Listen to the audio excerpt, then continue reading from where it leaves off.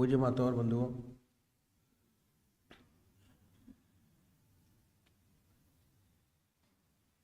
एक बार एक डॉक्टर ने प्रश्न किया कि पूजा का क्या फायदा, कि तो बेकार लोगों का काम है। जिनके पास कोई काम नहीं, माला लेके बैठे हैं, आधा घंटा सुबह बर्बाद करें, आधा घंटा सायकाल, और जिनके पास है वो काम करें। हम लोग तो डॉक्टर हैं, आधे घंटे में 2 मरीज बचा सकते हैं। अगर पूजा में बैठ गए तो क्या फायदा। ईश्वर को किसने देखा है, क्या पता है कि नहीं है। इस चक्कर में क्या फंसाया जाए, अपना काम सीधा साधा किया जाए, ऐसा उस डॉक्टर ने प्रश्न किया। इस सेवक ने प्रश्न किया और ये था कि आप सोते क्यों हैं। ना उस समय कुछ खाते हैं ना पीते हैं, 2 पारी लगाए, दिन में भी काम करें रात को भी काम करें। सादा समय क्यों बर्बाद किया जाए। वो चकरा गए, बोले कि आप क्या कह रहे हैं। अगर हम सोएंगे नहीं तो बीमार पड़ जाएंगे। ज्यादा से ज्यादा 2-3 माह चलेगा, इससे ज्यादा चल ही नहीं सकता। और हम लोग तो डॉक्टर हैं, जिसको नींद नहीं आती उसको गोली दे के सुलाते हैं। फिर सेवक ने पूछा कि गोली देकर क्यों सुलाते हो, सोना क्यों आवश्यक है। उत्तर मिला, अगर शरीर को रेस्ट नहीं मिलेगा तो काम नहीं चलेगा। रेस्ट कर लिए, इंजेक्शन दे दिया जाए और काम चलता रहे, सोए नहीं। डॉक्टर साहब बोलते हैं कितने भी इंजेक्शन लगा लीजिए, सोना आवश्यक है, सोना पड़ेगा। अब सोना क्यों आवश्यक है, इसलिए है कि हमारी जो साइंस है अभी बॉडी तक सीमित रह पाई है, उससे ऊपर उठ नहीं पाए। वास्तव में जो मेरी पर्सनैलिटी है बहुत अनोखी है। यह हम शरीर ही नहीं है, हमारे 3 शरीर है। ये तो स्थूल शरीर है जो बाहर देखते हैं, हाथ पैर कान नाक। एक शरीर और है, वो मन बुद्धि चित्त और अहंकार से मिलकर बना है, वो सब सूक्ष्म शरीर बोलते हैं। सोच विचार का काम इससे होता है। जितना सोच विचार का काम है वो सब मन से लिया जाता है, हाथ पैर से नहीं होता। और तीसरा शरीर और है, वह कारण शरीर, आत्मा। चैतन्यता और आनंद आत्मा के अंदर है, और जहां आत्मा है वो शरीर है। आत्मा निकल गई, शरीर दोनों बेकार हो गए। जिसे हम इतना प्यार करते हैं, आत्मा निकल गई, ये बेकार हो गया। तब ये भूल जाते हैं कि हमारे 3 शरीर हैं। हम सब इस शरीर को ही समझ बैठे हैं। अब देखिए सोने में होता क्या है, जब हम सोते हैं तो ना आँख देखने का काम करती है, ना नाक सूंघने का काम करती है, ना हाथ उठता है ना पैर उठते हैं। जितनी हमारी इंद्रियां हैं, हिलते डुलते भी नहीं। तो जितनी हमारी इंद्रियां हैं वो क्या हुआ, वह निष्क्रिय हो गई। उन सब ने अपना अपना काम छोड़ दिया। इसी का नाम आराम है। प्रैक्टिकल रूप से यही होता है। और जब ये इंद्रियां निष्क्रिय हो गई तो इनका आधार है मन। ये मन में से बढ़ जाती हैं और इनको ताकत मिलती है मन से, खाने से नहीं मिलती, दूध से नहीं मिलती, इंजेक्शन से नहीं मिलती, मन से मिलती है। और इंद्रियां जब मन में सिमट गई, जब आप सुबह उठे बिल्कुल ताजगी महसूस करते हैं, काम करने की आपके अंदर शक्ति है, ताकत है। और ना सोए तो दिन भर जम्बाई लेते रहते हैं और कुछ काम ना होगा। तो सोना बहुत जरूरी है। हमने देखा कि शरीर को सुलाना बहुत जरूरी है, बहुत आवश्यक है। ऐसे ही हमारा सूक्ष्म शरीर है, जिसे हम सोच विचार का काम लेते हैं। अब क्या है, इसको भी नींद देना बहुत आवश्यक है। हमारे ऋषियों ने, ऋषियों ने इस बात को जाना, इसलिए उन्होंने कहा कि आधा घंटा सुबह परमात्मा की आराधना करो, आधा घंटा सायंकाल परमात्मा की आराधना करना बहुत जरूरी है। परमात्मा की पूजा करेंगे, आराधना करेंगे तो चित्त, मन आपका एकाग्र होगा, चित्त निरोधक स्थिति पैदा होगी, अपने आप आएगी। मन विचार शून्य हुआ, और जैसे निष्क्रिय हुआ मन, विचार शून्य हुआ, वैसे ही जैसे आपने इंद्रियों को निष्क्रिय किया सोकर, उस प्रकार मन को भी निष्क्रिय करेंगे। और तो निष्क्रिय करना बहुत जरूरी है। मन निष्क्रिय होगा, अपने आप चित्त निरोधक स्थिति पैदा होगी, थॉटलेस स्टेज। भगवान को मानिए या ना मानिए, कोई फर्क नहीं पड़ता, आपका अस्तित्व है और इसका सच्चा विकास करना आपका फर्ज है। भगवान हमारी पूजा का भूखा नहीं है। जो आप कर रहे हैं अपने लिए कर रहे हैं, अपने लिए। अगर आप सच्चा विकास चाहते हैं अपने पूरी बॉडी का, तो जिस प्रकार शरीर को हमने आराम दिया, उस प्रकार मन को भी रेस्ट देना बहुत जरूरी है। और जो पूजा है, ये मन को रेस्ट देना है, मन को आराम देना है। मन को एक तरफ लगा देते हैं। मन का काम है सोचना, विचारना। दिन में काम करता है, रात को सपने दिखाता है, 24 घंटे चल रहा है। उसको एक जगह लगा दिया, विचार शून्यता आ गई, उसे आराम मिला। जब मन को आराम मिला तो क्या हुआ? उसका सीधा संबंध आत्मा से हो गया, और आत्मा में आनंद और चैतन्यता, आनंद और चैतन्यता मन में आ गई। उसके बाद आप कितना हल्का फुल्का महसूस करेंगे, कितनी अनुपम शांति मिलेगी, ये अनुभव का विषय है। इसके बाद सुंदर सुंदर विचार पैदा होते हैं, वह समस्याएं हल होती हैं जो सारी जिंदगी हल ना हुई हों।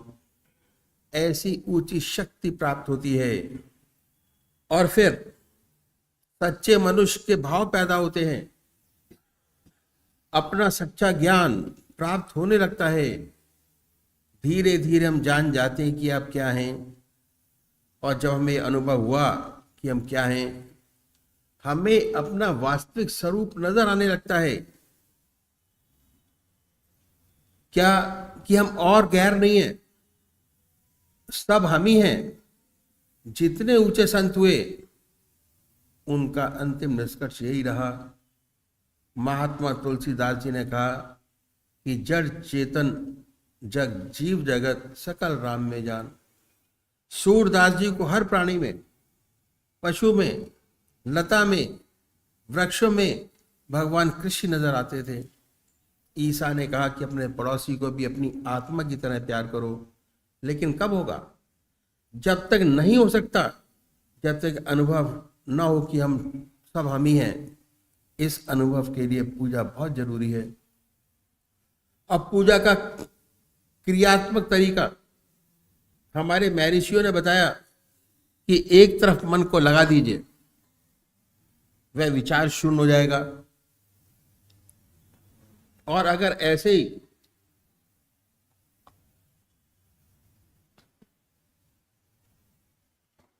विचार शून्य की कोशिश करेंगे तो नहीं होगा। बहुत से लोग विचार शून्य, लोग ध्यान शून्य का ध्यान करने की कोशिश होते हैं, नहीं होता, अति कठिन है। यदि मन विचारों से शून्य होगा तो उसका सीधा संबंध आपकी आत्मा से हो जाएगा। सुंदर सुंदर भाव पैदा होंगे। फिर आप चाहेंगे कि संसार में जितने लोग हैं सब आनंद से रहें, सब सुखी हों, दुख संसार से मिटे। दूसरे की सेवा करने के लिए आप अपने जीवन को न्यौछावर कर देंगे। साइंस और टेक्नोलॉजी ने बड़ी भारी तरक्की की है, चंद्रमा पर पहुंच गए, मिट्टी खचोट लाए वहां से, सबने देखा। इस उन्नति का नतीजा ये क्या है कि हम अपने मन को आराम नहीं देते, रेस्ट नहीं देते, हम ऋषियों के बताए मार्ग पर नहीं चलते। इसलिए जितनी हमारी प्रवृत्ति है सब पशुवत है, और मनुष्य के एक भी गुण हमारे अंदर नहीं है। इसलिए आज क्या है, हर देश हथियार बना रहा है, बड़े बड़े हथियार, अणुबम, मिसाइल, जहरी ऐसे और क्या क्या नहीं, एक के एक खतरनाक हथियार। किस लिए? मनुष्य का दुश्मन कौन हो सकता है? यही शरीर, शेर, चीते। इसके लिए तो बंदूक का एक राइफल बहुत है। इन सब की क्या जरूरत है?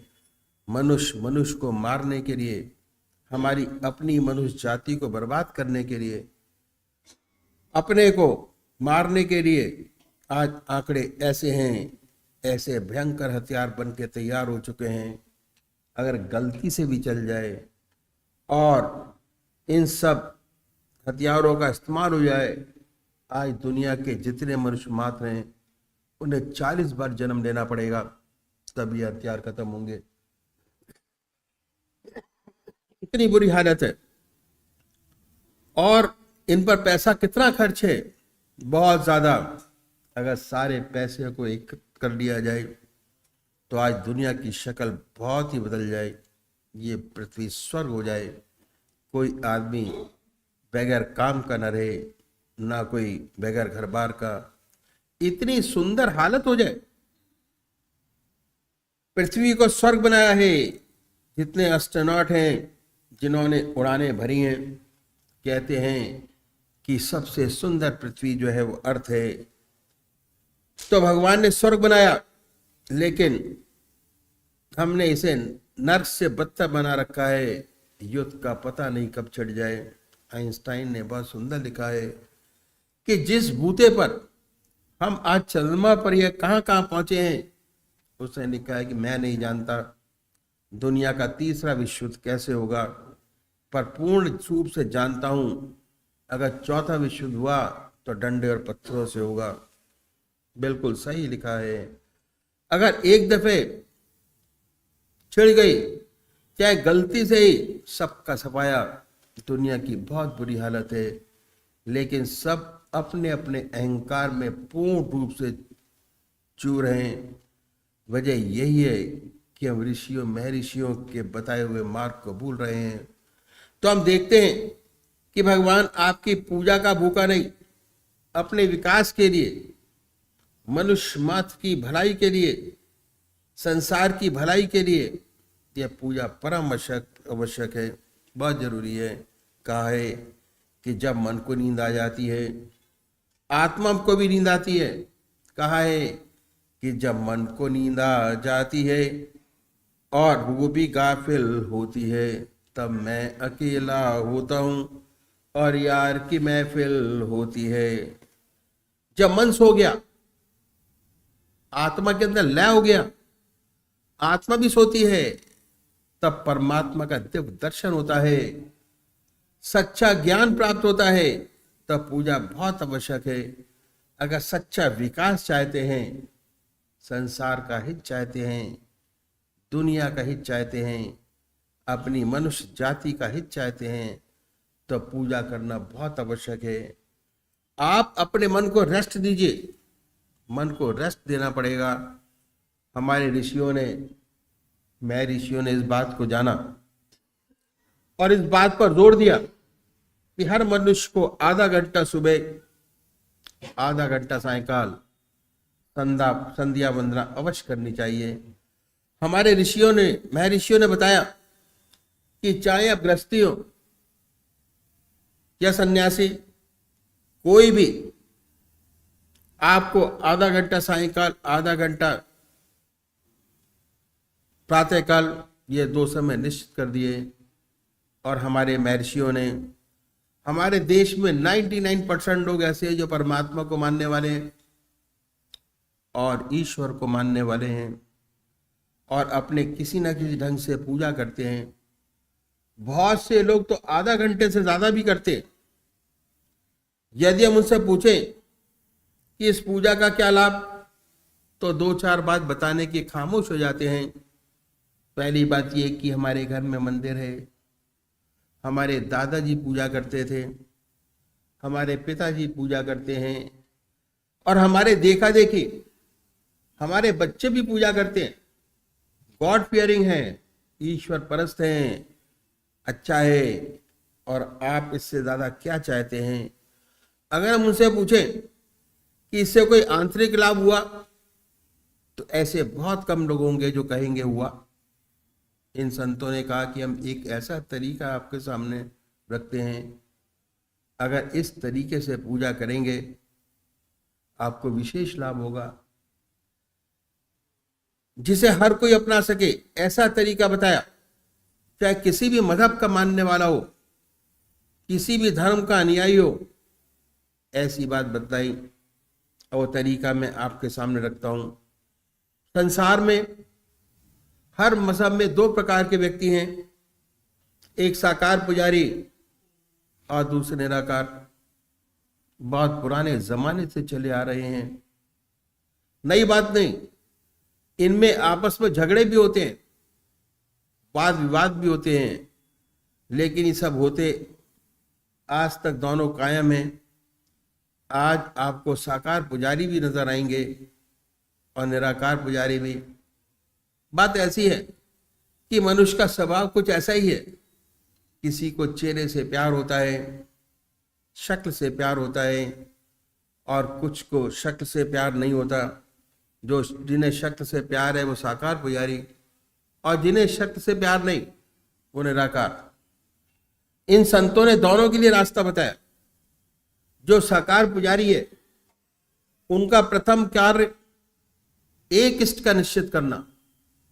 एक इष्ट को माने, एक इष्ट को जाने। और वो कौन सा? जिसको आपकी आत्मा कबूल करे। जिस इष्ट को आपकी आत्मा कबूल करे, जो परमात्मा का नाम आपको प्यारा लगे, उसको पकड़े। जो मूर्त आपको सबसे ज्यादा सुंदर और अच्छी लगती है, उसको पकड़ें। आप अपनी आत्मा से पूछिए कि परमात्मा की कौन सा मूर्ति, कौन सा स्वरूप जो आपको सबसे ज्यादा प्यारा लगता है, जिसमें भगवान की सबसे ऊंची भावना डाल सकते हैं, उसे अपनाइए। उसे अपना इष्ट माने, उसी की पूजा करें, उसी का ध्यान करें, उसी को याद करें, उसी को हमेशा, कभी बदले नहीं। ऐसा ना करें कि आज आप राम की पूजा करें, कभी कृष्ण की, कभी मां की, कभी देवी की। अगर रोज रोज बदलेंगे तो इसका विशेष लाभ आपको नहीं होगा। क्या है? जो पूजा का मकसद है हमारा, वो चित्त की एकाग्रता प्राप्त करना है, कंसंट्रेशन ऑफ माइंड। और उससे ऊपर उठें तो मैं कहूंगा कि विचार शून्य अवस्था प्राप्त करना, जिससे आपको परमात्मा का दिए हुए शरीर का असली आनंद प्राप्त हो सके। ऐसी हालत जिसमें विचार शून्यता प्राप्त हो, तभी हो सकता है जब आपका एक इष्ट हो। इसलिए आज जितने भी साकार पुजारी हुए, सब एक इष्ट के पुजारी थे, उपासक। संत तुलसीदास भगवान राम के उपासक थे, और इतने बड़े राम के उपासक थे कि एक बार द्वारकाधीश मंदिर चले गए।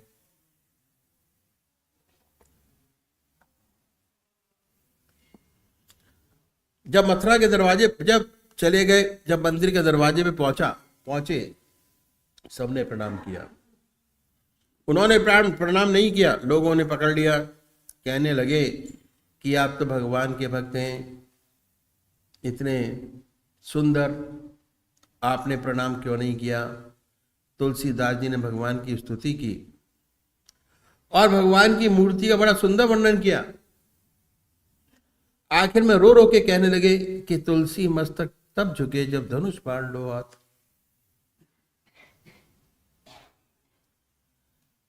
बड़ा सुंदर है। ऐसा कहते हैं कि भगवान के हाथ में धनुष बाण आ गया तो तुलसीदास जी ने प्रणाम किया दंडवत। ऐसे एक इष्ट के उपासक, ऐसे ही सूरदास थे, भगवान कृष्ण के उपासक थे। उन्हें हर जगह भगवान कृष्ण नजर आते थे, उनके साथ भगवान कृष्ण हरदम रहा करते थे। वो कहते थे कि दर दीवार दर्पण भय, जित देखूं तोए, काकर पातर ठीकरी, भय आरसी मोए। क्या? दर दीवार दर्पण भय, जित देखो तित तोए, काकर पातर ठीकरी, भय आरसी मोए। कंकड़ों में, पत्थरों में भगवान कृष्ण नजर आते थे। इस तरह जितने भी साकार भक्त हुए सब एक इष्ट के उपासक थे। इसलिए साकार पुजारी को अपना एक इष्ट निश्चित करना बहुत जरूरी है, जिसे आपकी आत्मा कबूल करे। बहुत जरूरी है, आत्मा को कबूल करना चाहिए, उसी का सच्चा ध्यान बनेगा और चित्त की एकाग्रता प्राप्त होगी। कंसंट्रेशन तभी हासिल होगा, नहीं हो पाएगा अगर बार बार बदलेंगे, बहुत सी मूर्तियों का ध्यान करेंगे तो पूजा का जो असली मकसद है वो पूरा नहीं होगा, चित्त की एकाग्रता प्राप्त नहीं होगी। असली पूजा तब बनेगी जब आपका एक इष्ट होगा। पूजा करने के लिए कुशा या कंबल का आसन हो, बड़े प्यार से बैठिए, धूप दीप जलाएं, साफ सुथरी चादर बिछी हो, सफाई के साथ, रात्रि के वस्त्र बदल कर बैठे। यदि स्नान नहीं कर सकते तो कोई बात नहीं, मुंह हाथ धोकर सुख आसन से बैठे, फिर अपने इष्ट को सामने देखें कि आपका इष्ट सहचरी सामने विद्यमान है। ऐसा विचार कीजिए, ख्याल से, भाई थॉट है ना, विचार कीजिए। फिर भक्ति भाव से कोई भरा भजन गाइए, बड़े प्यार से अपने सामने अपने इष्ट की मूर्त बनाएं। बड़ी बड़ी आंखें हैं, गोल चेहरा है, जटाएं हैं, सर्पों की मालाएं बनाएं ख्याल से। ख्याल में वही रहे, ना कोई दूसरा विचार है ना ख्याल। क्या होगा जब आपने काम करना शुरू किया, भक्ति भाव से कोई बड़ा भजन गाइए, तो क्या होगा कि जितने आपके बहिर्मुखी विचार हैं, इधर आधर के, दुनिया के, जैसे ही आपने भजन स्टार्ट किया वैसे ही मन हटकर ईश्वर की तरफ लग जाएगा। और इसके बाद जब ध्यान करेंगे तो ध्यान बनेगा। पहले बाहर देखिए, जब आपके इष्ट की मूर्त बाहर बन जाए स्पष्ट रूप से, उस पवित्र मूर्त को अपने हृदय में बैठाइए बड़े प्यार से, इतने प्यार से कि ना कोई दूसरा विचार रह जाए, ना ख्याल, ना कोई दूसरा विचार ना ख्याल। हमारी आत्मा हमारे मन को देखती रहती है, बताती रहती है हम क्या सोच रहे हैं। जब मन हट जाए, आत्मा नहीं कहे कि भाई मन थोड़ी देर लगा और हट गया, फिर दोबारा ले आइए, फिर बनाइए और बड़े प्यार से उस मूर्ति पर जमाएं, फिर बनाइए। फिर ना कोई विचार रहेगा ना ख्याल, प्रैक्टिस। ना ख्याल रहेगा। जब चेतन अवस्था में लौटेंगे, उसी के ध्यान में लौटेंगे, और क्या होगा, उस समय आपको बड़ी सुंदर अनुभूति होगी कि आपका मस्तिष्क, हृदय आनंद से भर गया। जिस चीज को सोचते हैं अगर वो सामने आपके स्पष्ट बन जाती है तो कितने आनंदित होंगे। ये आनंद महसूस करने का विषय है। जितना मस्तिष्क पर भार था हल्का हो गया। ये पूजा का तरीका जो संतों ने बताया साकार पुजारियों के लिए, साकार रूप से, और यदि ऐसे पूजा करेंगे तो इसका विशेष लाभ होगा, कंसंट्रेशन प्राप्त होगा। और जैसे ही कंसंट्रेशन प्राप्त होगा सुषुप्ति की अवस्था आएगी, सब विचारों से खाली होंगे और उसके बाद सुषुप्ति की अवस्था बढ़ती चली जाएगी। धीरे धीरे सुषुप्ति से सहज समाधि में प्रवेश कर जाएंगे। यह तरीका जो संतों ने बताया साकार पुजारियों के लिए। अगर ऐसे पूजा करेंगे तो विशेष लाभ होगा। दूसरे वो भाई हैं जो निराकार भगवान के उपासक हैं, जो परमात्मा की मूर्ति को नहीं मानते, वो क्या करें? वह भगवान के नाम को छांटे और उस नाम को चुने जो आपकी आत्मा को सबसे प्यारा लगता है, प्रेम प्यार। कोई ना कोई नाम से तो याद करते होंगे। हिंदू भाई ओम नाम, मुसलमान भाई अल्लाह, सिख भाई वाह गुरु, क्रिश्चियन भाई क्राइस्ट या गॉड। जो आपकी आत्मा को प्यारा लगे उसको पकड़े, जो आपकी आत्मा को अच्छा लगे उसको चुनिए। और फिर आसन तो वही बड़े प्यार से बैठे, सुख आसन से, रिलैक्स मूड में, और उसके बाद हृदय की तरफ निगाह रखें, आनंदमयी अवस्था बनाएं और ये ख्याल करें कि जब आपका हृदय दुख दुख करता है, बीटिंग ऑफ हार्ट, उस धुकधुकी में ओम नाम निकल रहा है, अब पूरे शरीर में वाइब्रेट करता है। महसूस कीजिए उसके वाइब्रेशंस, निकल रहा है ओम ओम ओम।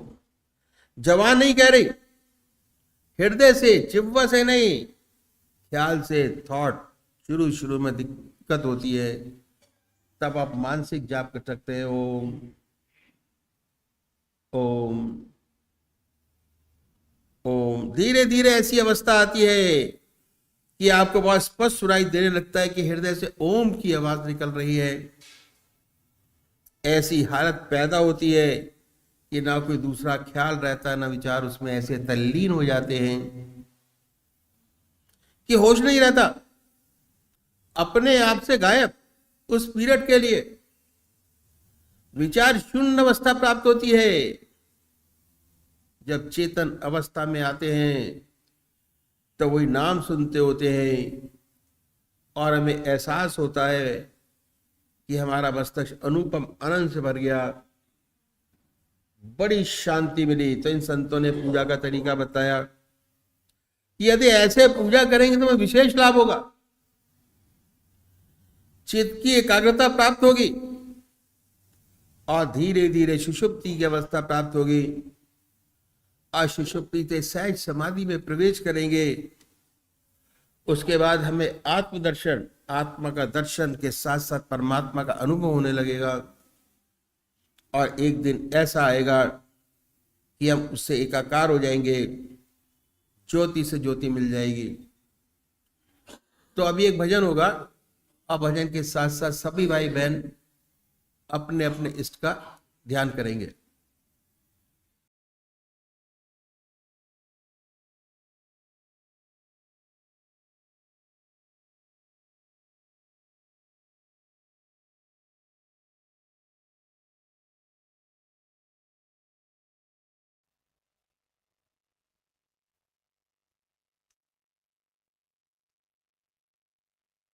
ध्यानमूलं गुरुर्मूर्ति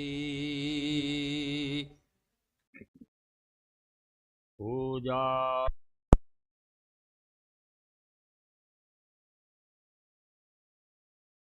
मन्त्रमूलं गुरुर्वाक्यम्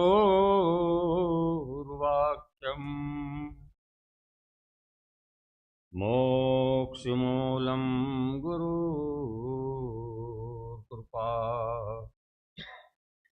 अखण्डमण्डलाकारं व्याप्तं येन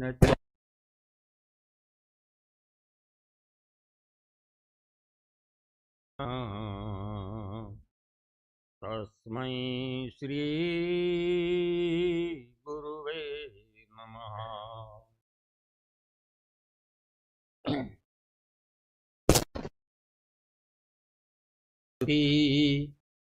न धन चाहता हूँ, कृपा का तेरी एक कण चाहता हूँ। न मैं धाम धरती न धन चाहता हूँ, कृपा का तेरी एक कण चाहता हूँ। जपे नाम तेरा वो चाहूं मैं रसना,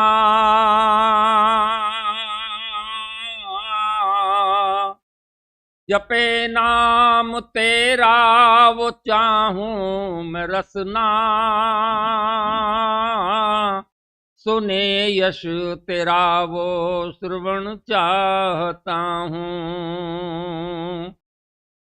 न मैं धाम धरती न धन चाहता हूँ, कृपा का तेरी एक कण चाहता हूँ।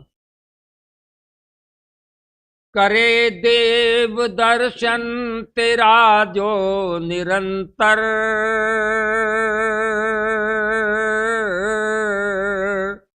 करे देव दर्शन तेरा जो निरंतर, वही भाग्यशाली नयन चाहता हूँ। करे देव दर्शन तेरा जो निरंतर,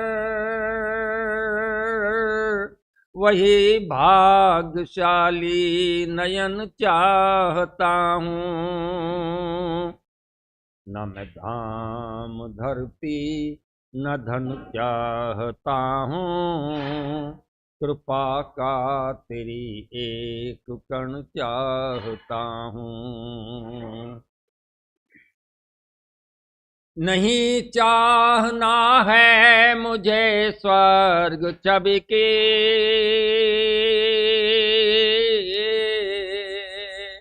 नहीं चाहना है मुझे स्वर्ग छवि की, मैं केवल तुम्हें प्राण धन चाहता हूँ। न मैं धाम धरती न धन चाहता हूँ, कृपा का तेरी एक कण चाहता हूँ। प्रकाशात्मा में अलौकिक तेरा हो,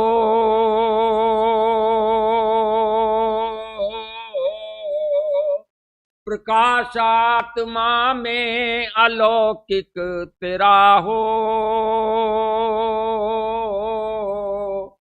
परम ज्योति हर एक क्षण चाहता हूँ।